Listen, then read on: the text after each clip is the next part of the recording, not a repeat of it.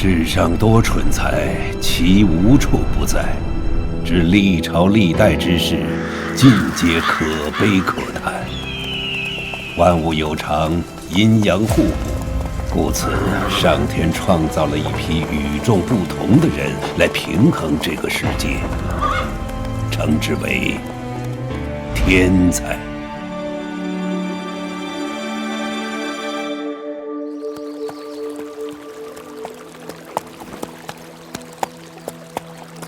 仲达，是仲达！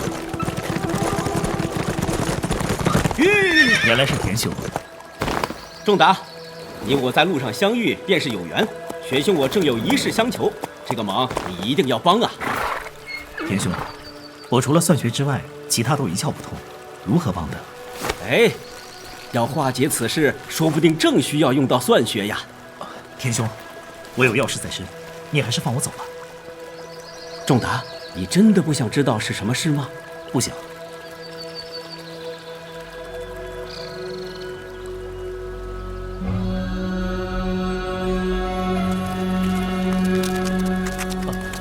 快点，到了。哎，第6营的都到齐了，第8营的军师还没到吗？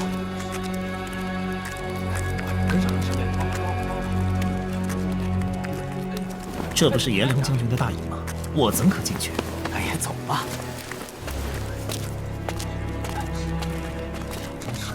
天德，还以为你早已放弃，怎么又回来了？呸！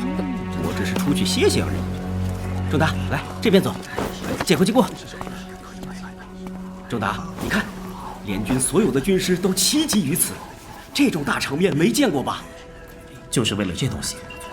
我军昨晚在西凉军大将郭汜的营外截到一队送信的士兵，搜到这块布帛，布后有一段讯息，董卓要郭汜明天攻打我方大寨，但以郭汜的兵力似乎不足以与我军对抗，想必事有蹊跷。大家认为布上必定另藏有讯息，应加以查证。何以见得？仲达，你经验尚浅，不明白兵法中实则虚之的扰敌之法。西凉人迷信，喜欢用印有经文的布帛来传递重要讯息，故此颜良大人下令军中所有的军师谋士来此破解谜题。可惜的是，竟无人能解。4000多字，怎么排啊？左下3，右下4，但句意不通啊！哎，罗兄，这块布当真另有玄机吗？我也越来越不敢确定了呀。那个不是第一谋士郭图吗？没错。这里云集了关东最有才智的军师谋士，如果我俩侥幸破解了谜题，岂不从此……郭大人想到了吗？想到个屁！这根本就是整人的玩意儿，大家花了一整晚，有谁看出了皮毛？你们还是各自回营睡觉吧，这样耗费心力，彻夜不眠，恐怕正中董贼的奸计。连郭图大人都放弃了，现下只好寄望庞纪大人了。哎。刚刚庞纪大人好像也走了，庞纪也没解开，太好了！庞纪，不就是你伯父田丰的死对头？哼，就是他。这庞纪倒也厉害，年少时就是河北有名的天才，不逊现在的水镜八奇。天才吗？所以，仲达，你一定要帮我。田兄，你读书时已高人一等，我只是勉强合格，你找错人了。西凉人的秘密必定与布上的文字排列有关。这次破解考的很可能不是文采，而是算学。当年在书院，我虽科科夺魁，唯独算学却每次都输于你。所以你……正是，以我的才智加上你的算学，你我联手，世上哪有解不开的谜题？这……都给我回来！想了一整晚，还是没有结果吗？老严放手啊！简直有辱斯文！严大人。亏你们平时自吹自擂，什么天下名师，绝代天才，莫非我军帐下无贤能？仲达，来吧，滚开！来，你，庞大人回来了，啊，一定有破解之法了。老庞，俺以为你与他们一样夹着尾巴跑了。董卓向来喜用疑兵之计，此部议事，文艺杂乱无章，逾4000字，足够我等钻研1年半载。我们若是执意咬文嚼字，陷于方寸之间，必定白白耗费时间人力，正中敌人下怀。果然，布上这里略带酸味儿。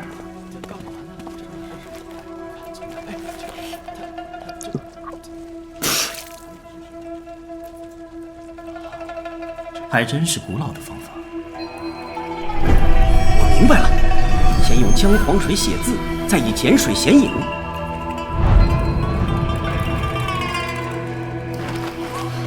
了无新意，董卓不过如此。这条是说，若郭汜引我军出击，李傕便可从后袭我粮仓。军粮若失，我军必败啊！幸好庞某及早发现，否则，关键时刻还得看你老庞的。既然敌人早有预谋，速调重兵往龙山驻扎。快！小孩子也会用的方法，居然难倒了满营谋士。庞纪真是好运呐！你觉得是运气？这破题之法虽老，但是满营谋士都被眼前经文吸引，唯有庞纪看破迷雾，另辟蹊径，确有过人之处。得意而不忘形，胸有成竹，进退有度。庞纪不是靠运气，而是确有大才。莫非这就是水镜先生说的众生之上，天才一境？哎，庞纪不愧是我叔父最大的对手，无不及矣。哎，仲达，我们走吧。仲达，急报！水镜先生到。水镜老师，看来主公很重视这个事儿啊。莫非另有解谜之法？是啊，不知里面还有什么乾坤。恭迎水镜老师。不知水镜先生驾临，有失远迎啊。庞纪先生，你快了老夫一步吗？略施小计而已。先生，您这次可要白跑一趟了。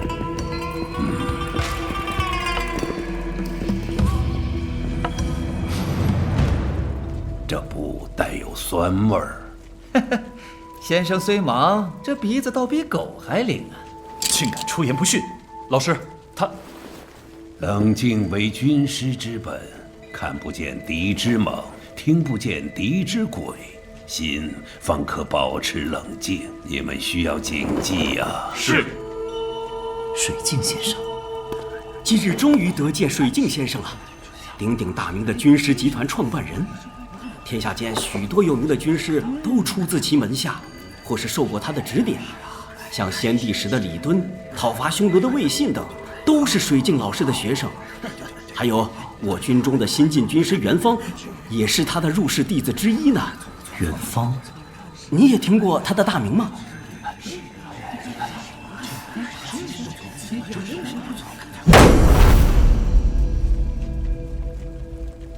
袁绍大人有令，为保万无一失，老夫可否借此不一看？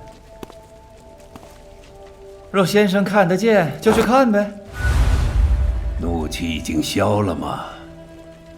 好，很好。老师，弟子去了。那就是水镜八旗中的武器啊！据说得其一，便可得天下。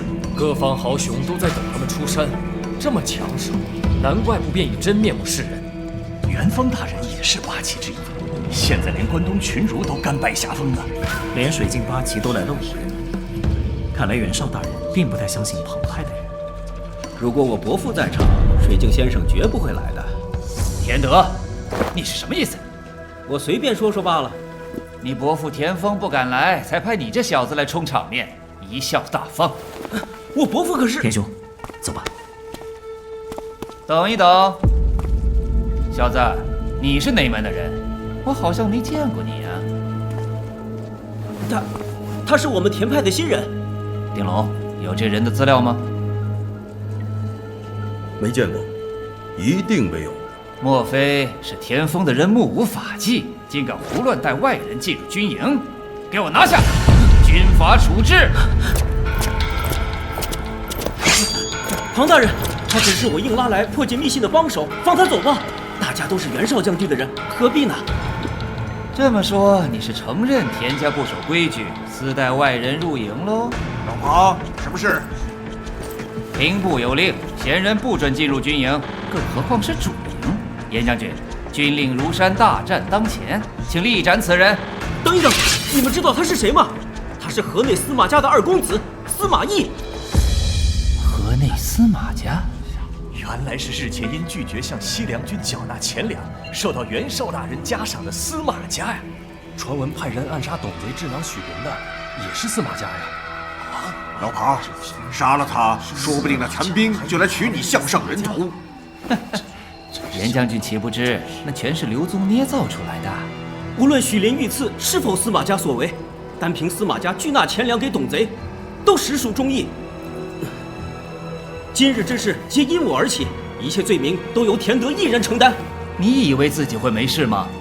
你的下场也只有死路一条啊！田兄不必如此。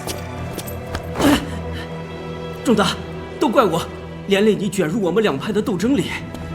如果我能破解不伯之谜，戴罪立功，大人能否网开一面？我们都破解不了，就凭你这个二世祖，天下第一大笑话呀！哦，若是你破解不出，或是被水镜先生的弟子抢先一步，司马懿自当服罪。小子，你很有趣。我不知道你是真的有办法，还是拖延时间。无论如何，只要你能找出其他的破解之法，我便放你一条生路，否则即死当场。天哪！庞大人以官印为凭了，这下真的没有退路了。竟有人敢挑战水晶门生了。无论结果如何，这也算是胆色过人了。看见了吗？庞纪大人竟拿一个乳臭未干的小子和你们比，你们应该更努力呀！仲达，你疯了吗？你怎么会是八旗的对手？就由我来代替你，别白白送命啊！仲达，不！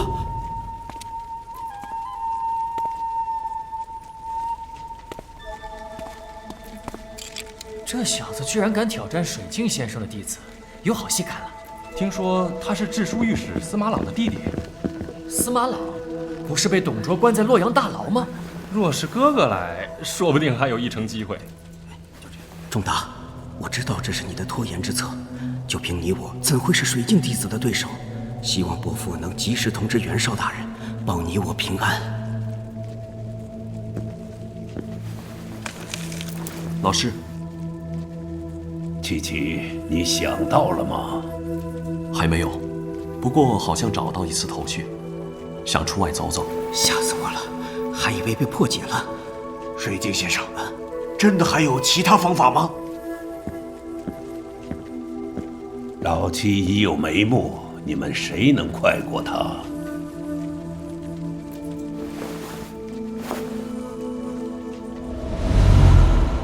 左七，右八，折十，转五，下章相反。有了。小六，我还没看完呢。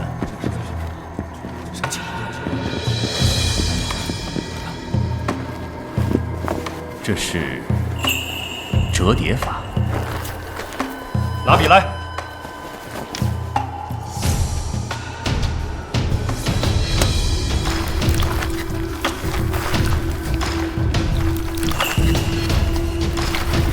什么？竟有此法？这小子是谁？第一个讯息是要郭汜攻我军大寨，引我军回防。第二个讯息是李傕乘机火烧龙山粮仓，而现在的第三个讯息是趁我军回防保粮，在北林放火。真是计中有计，我方若只知应对其中两计，则必败无疑。江山代有才人出，我不如他。水镜八旗果然名不虚传，太厉害了！不像庞纪是另辟蹊径，而是堂堂正正以一己之力解开满营谋士。啊不，连庞纪、郭图这等名士都没看出的谜题，莫非这就是名士之上的天才境界？我还有10个答案，但是以日子推断，这个最为可信。好小子，没有你，咱们可要去送死了。你叫什么名字？对啊，水镜先生是谁？这位奇人叫什么呀？能在短时间内破解此谜，你在为师之上。水晶集团从来无人可得二杰称号，今天终于有人乘龙攀凤。从今天起，凤雏就是此人。谢恩师4名。什么？我还以为没有人可得到凤雏的名号。相传二阶分为凤雏与卧龙，二者得其一，可取天下。可恶，凤雏这名号被老六拿了。早知道我就尽全力了。哼，马后炮。中堂，趁没人注意，我们快走。既然司马公子败了，那么就请两位接受军法处置。庞姐，你真的……慢着，谁说凤雏姐对了？现在轮到我了。此子，仲大，你还有方法？轮到你放屁了吗？对，还有8其中1人跟我放屁。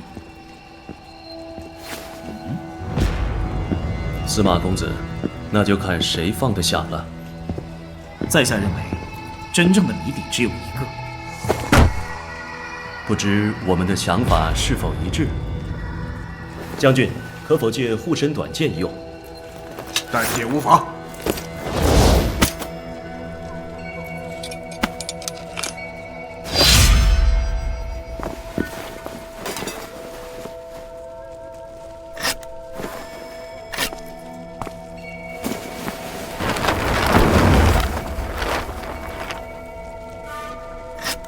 二奇，七奇手上拿的什么？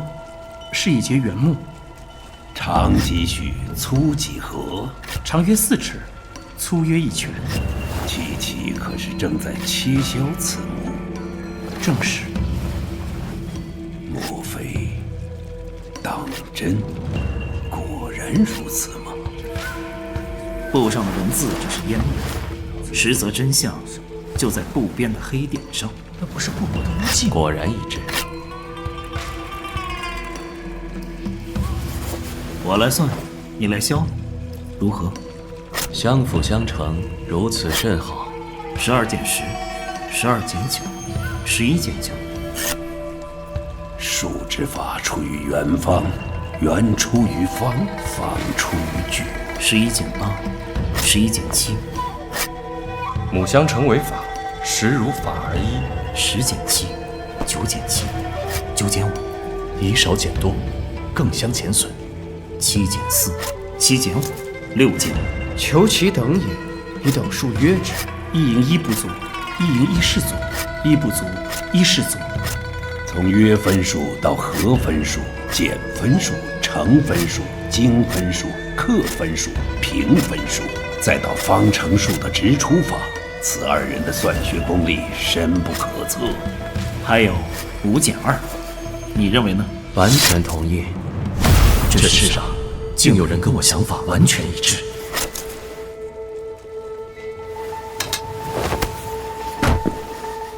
司马公子，消好了。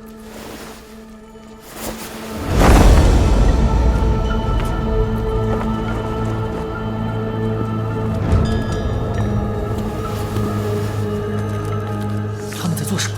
再低一点。这2人不会是故弄玄虚吧？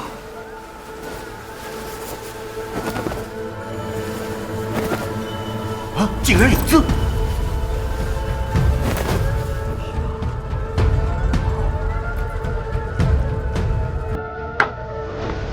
这2个小子竟能想到如此匪夷所思的算法。想不到依此算法，木边的黑点竟然能合成字句。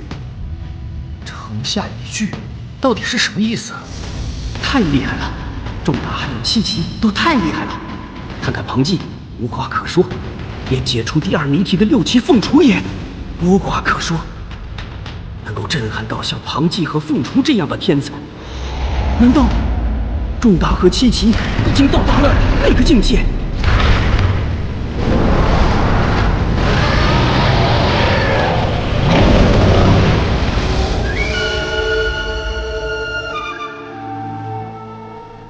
庞大人，你知道这句子的意思吗？想不到董卓手下除了许灵之外，还有这样厉害的人物能使出此计。这城下一句，就是要郭汜将旗下臣民搬往洛阳，再一起迁往长安。无论以4为2，决引军攻少军龙山梁营，还是初6攻东军为右，北陵放火，都是思想陷阱。关东军师越是钻研，就中计越深，会被引到远离洛阳的地方。到他们醒觉中计之时，西凉军早就搬空洛阳，远走长安。能使出此计之人，谋算不在许陵之下。若关东联军知悉董卓班城已逝，那些见利忘义的军阀必趁机攻打洛阳，争抢这块肥肉。那时候，阿晃他们要营救大哥，就更为艰难。何况，现在告知他们真相，都没有人会信我。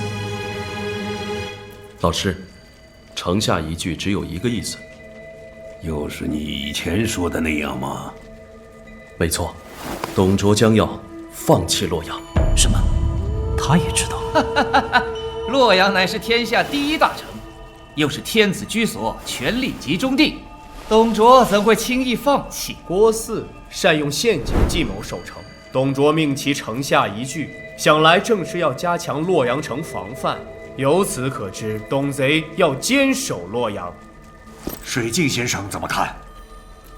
先生，还请不吝赐教。老朽受袁绍将军所托，来此探明藏在这西凉经书布帛中的玄机。现如今既得出城下一句这样一个谜底，自当即刻禀明袁将军。以袁将军之英明睿智，必有应对之策。诸位以为呢？先生所言极是，但是，老师够了。兵法之道，实则虚之，虚则实之。世事如棋，当今之事实乃百年不遇之乱局。尔等身处棋盘方寸之间，虽眼见，亦未必为实。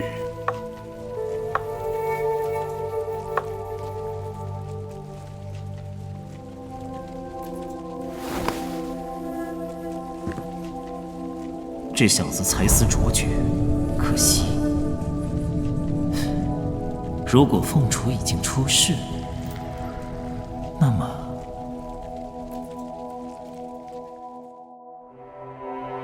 仲达，现在这么多将军想见你，不要错过这个机会啊！天兄，你素知我不喜从军的。哎，可惜可惜，小别数载，想不到你已脱胎换骨。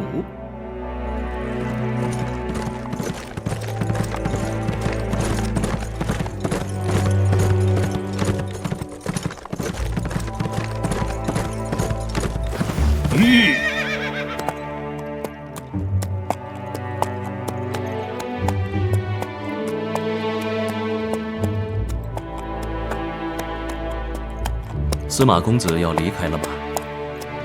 是。今日有幸领教了公子的算学。彼此彼此，不过还没算完。如果我没算错，如何？卧龙之名必属于你。